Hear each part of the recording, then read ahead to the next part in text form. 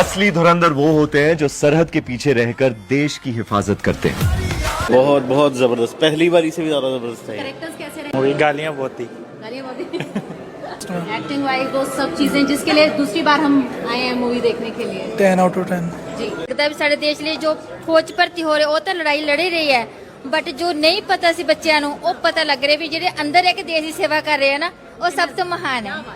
আরে ভাই, এটা রিলিজ হওয়ার আগেই 200 কোটি টাকা আয় করে ফেলেছে, আর যেটা দেখার জন্য থিয়েটারের বাইরে পুরো মেলা বসে গেছে। আর ভেতরে ঢোকার পর সবাই বলছে একদম দিমাগ হিলিয়ে দিচ্ছে। আর সবার মনে একটাই প্রশ্ন, এটাকে বাহুবলী 2, পুষ্পা 2 দেখার মতো মোমেন্ট, নাকি এর থেকেও বড় কিছু হতে চলেছে। কিন্তু আজ কথা হবে সেই সিনেমাকে নিয়ে, যার নাম হচ্ছে ধুরন্ধর পার্ট 2। তো বন্ধুরা, এই সিনেমার রেসপন্স একদম হাই লেভেলে উঠে গেছে। কারণ একটা হাউসফুল থিয়েটারে এই সিনেমা দেখার ভাইবটাই আলাদা। মনে হচ্ছিল না যে সিনেমা দেখতে যাচ্ছি, মনে হচ্ছিল কোনো উৎসবে যাচ্ছি। ভাই, এর আগে এরকম ফিল হয়েছিল পুষ্পা 2 আর বাহুবলী 2-তে।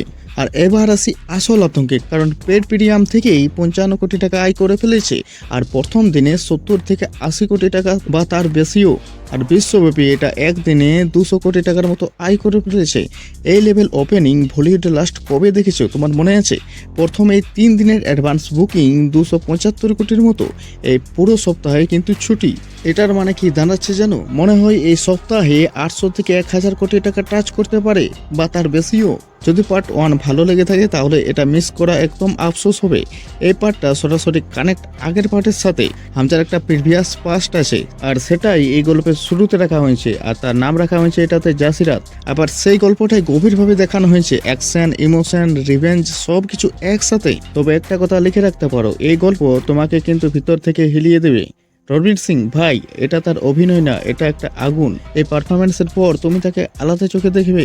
জাসিরাত থেকে হামজা হয়ে ওঠার পুরো জার্নি একদম মাইন্ড ব্লোয়িং।